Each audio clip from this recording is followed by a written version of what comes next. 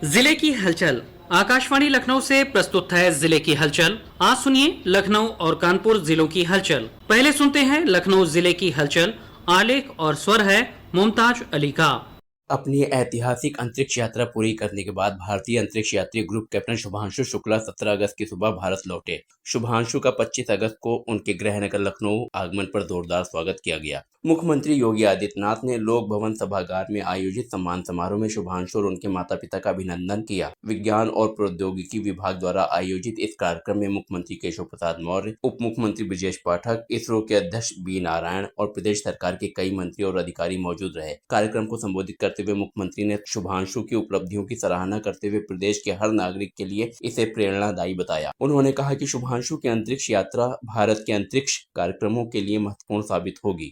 हर भारतवासी बड़े विश्वास के साथ उनकी यात्रा को आशा भरी निगाहों से देख रहा था और यात्रा से सकुशल वापसी के उपरांत आज उनका अपने घर में वापसी हुआ है। लखनऊ वासियों ने और हर उत्तर प्रदेश वासी के मन में एक नई उत्सुकता थी और आज उनके अनुभवों को इस मंच के माध्यम से यहाँ पर साझा करने का अवसर भी प्राप्त हुआ है। मीडिया से बातचीत करते हुए ग्रुप कैप्टन शुभांशु शुक्ला ने कहा कि अंतरिक्ष से भारत बहुत सुंदर दिखता है। उन्होंने कहा कि यह बात मैं एक भारतीय होने के नाते नहीं कह रहा हूं, बल्कि यह हकीकत।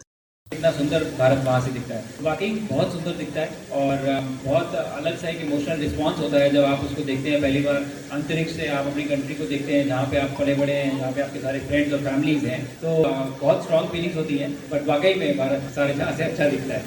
शुभांशु के स्कूल में आयोजित हुए स्वागत समारोह में भारतीय डाक विभाग ने शुभांशु शुक्ला के सम्मान में विशेष पोस्टल आवरण भी जारी किया। 5 दिन लखनऊ में ठहरने के बाद शुभांशु 29 अगस्त को बेंगलुरु चले गए। वापस जाने से पहले वे कुछ समय के लिए डालीगंज के त्रिवेणी नगर स्थित अपने आवास पर गए, जहां पर उन्होंने माता पिता, बहन और अन्य परिजनों से भेंट की। पूरे परिवार ने फूल माला पहनाकर उनका स्वागत किया। राजधानी लखनऊ की घनी आबादी और व्यस्त बाजार वाले अमीनाबाद से लेकर चौक जैसे इलाकों में अब आना जाना आसान होगा। प्रधानमंत्री नरेंद्र मोदी की अध्यक्षता वाले केंद्रीय मंत्रिमंडल ने लखनऊ मेट्रो के चरण 1B को मंजूरी दे दी है। 11 किलोमीटर से अधिक लंबे इस कॉरिडोर के निर्माण पर करीब 5,801 करोड़ रुपए की लागत आएगी। नए खंड के जुड़ने के बाद लखनऊ मेट्रो का विस्तार 34 किलोमीटर तक हो जाएगा। केंद्रीय सूचना और प्रसारण मंत्री अश्विनी वैष्णव ने बताया कि लखनऊ मेट्रो के विस्तार के लिए एक मुश्त योजना को मंजूरी दी गई है। नए कॉरिडोर में कुल 12 स्टेशन होंगे, जिनमें 7 भूमिगत और 5 एलिवेटेड स्टेशन शामिल होंगे। उन्होंने कहा कि यह मेट्रो विस्तार लखनऊ की परंपरा और आधुनिक शहर की झांकी को देश और दुनिया के पर्यटकों के सामने पेश करेगा। लखनऊ मेट्रो के चारबाग से लेकर वसंत कुंज तक के चरण को मंजूरी मिलने से लखनऊ वासियों में खुशी का माहौल है। लखनऊ की रहने वाली डॉक्टर रुचिता सुजय ने आकाशवाणी को बताया कि इस फैसले से न सिर्फ लखनऊ वासियों को लाभ होगा, बल्कि यहां आने वाले पर्यटक भी ऐतिहासिक इमारतों का दीदार आसानी से कर सकेंगे। उन्होंने कहा कि शहर के पुराने इलाके के मेट्रो से जुड़ जाने के बाद रोजगार के नए अवसर पैदा होंगे और विकास को गति मिलेगी। लखनऊ में 15 अगस्त को स्वतंत्रता दिवस धूमधाम से मनाया गया। मुख्य कार्यक्रम विधान भवन के सामने आयोजित किया गया, जहां पर मुख्यमंत्री योगी आदित्यनाथ ने ध्वजारोहण किया और परेड की सलामी ली। यौम आजादी से पहले 2 अगस्त से हर घर तिरंगा अभियान शुरू हुआ। इसमें शहर वासियों ने बढ़ चढ़कर हिस्सा लिया। विभिन्न संगठनों द्वारा तिरंगा यात्राएं निकाली गईं। लोगों ने अपने घरों और प्रतिष्ठानों पर ध्वज फहराया और तिरंगे के साथ सेल्फी ली। रक्षाबंधन का पर्व पूरे जिले में हर्षोल्लास के साथ संपन्न हुआ। महिलाओं और बालिकाओं ने इस अवसर पर उत्तर प्रदेश परिवहन निगम की बसों में मुफ्त यात्रा की सुविधा उपलब्ध कराने के लिए प्रदेश सरकार का तहे दिल से शुक्रिया अदा किया। श्री कृष्ण जन्माष्टमी पर भी विभिन्न आयोजन किए गए। मुख्यमंत्री योगी आदित्यनाथ ने लखनऊ पुलिस लाइन में हुए श्री कृष्ण जन्मोत्सव कार्यक्रम में भाग लिया। गोमती नगर विस्तार स्थित इस्कॉन मंदिर सहित विभिन्न मंदिरों में जन्माष्टमी के चलते भक्तों की काफी भीड़ रही। लोगों ने अपने घरों में भी सुंदर झांकियां सजाकर और नन्हे मुन्नों को श्री कृष्ण का परिधान पहनाकर पर्व मनाया। 27 अगस्त यानी गणेश चतुर्थी के दिन से 10 दिवसीय गणेश उत्सव की शुरुआत हो गई है। लखनऊ में विभिन्न गणेश पंडालों में विघ्नहर्ता के दर्शन कर लोग अपनी मनौतियां अपने आराध्य को पेश कर रहे हैं। पंडाल में सांस्कृतिक संध्याओं का आयोजन भी किया जा रहा है। प्रशासन ने भी पंडालों के आसपास सुरक्षा के व्यापक प्रबंध किए हैं। 15 अगस्त को ही इमाम हुसैन का चहलुम के माहौल में मनाया गया। विक्टोरिया स्ट्रीट स्थित नाजिम साहब की इमामबाड़ी से दोपहर बाद जुलूस निकाला गया, जो कि ताल कटोरा की करबला पर जाकर खत्म हुआ। जुलूस में पूरे रास्ते लोग नौहा ख्वानी और सीना तनी करते हुए चल रहे थे। हॉकी इंडिया ने चीन के हांगझू में 5 सितंबर से 14 सितंबर तक होने वाले महिला एशिया कप 2025 के लिए 20 सदस्यीय भारतीय हॉकी टीम की घोषणा कर दी है। लखनऊ की रहने वाली और बेहद गरीब परिवार परिवार से आने वाली मुमताज खान का चयन भी टीम में हुआ है। राष्ट्रीय टीम में चयनित होकर मुमताज बहुत खुश हैं। उन्होंने कहा कि उनका मकसद टूर्नामेंट को जीतना है और हॉकी वर्ल्ड कप के लिए क्वालिफाई करना है। लखनऊ जिले की हलचल के बाद आइए सुनते हैं कानपुर जिले की हलचल। आलेख और स्वर है राजेश श्रीवास्तव का। कानपुर नगर के GSVM मेडिकल कॉलेज में पिछले दिनों भारतीय साइटोलॉजिस्ट अकादमी उत्तर प्रदेश चैप्टर की ओर से आयोजित 2 दिवसीय वार्षिक सम्मेलन में यूपी साइटोकॉन के विशेषज्ञों द्वारा सेमिनार के दौरान विशेषज्ञों ने बताया कि आर्टिफिशियल इंटेलिजेंस की मदद से अब कई बीमारियों का समय रहते इलाज संभव है। कैंसर की शुरुआत का पता लगाने के लिए सबसे सटीक, सस्ती और शीघ्र जांच देने वाला विकल्प साइटोलॉजी है। पेप स्मेयर साइटोलॉजी और फाइन नीडल एस्पिरेशन जैसे परीक्षणों की मदद से असामान्य कोशिकाओं की पहचान कर कैंसर की मौजूदगी का पता लगाया जा सकता है। बैक्टीरिया, वायरस, कवक या परजीवी के कारण शरीर में होने वाले संक्रमण का पता लगाने की साइटोलॉजी सबसे सटीक जांच है। इसमें आर्टिफिशियल इंटेलिजेंस AI की मदद से जल्द कोशिकाओं का अध्ययन कर कई गंभीर बीमारियों का समय रहते उपचार किया जा सकेगा। ऐसा होने से कैंसर, टीबी संक्रमण, बोन कैंसर, सेप्टिसीमिया और सर्वाइकल सहित कई बीमारियों का इलाज आसानी से हो सकेगा। साइटोकॉन का उद्घाटन करते हुए जेट पैरा स्टूडेंट रहे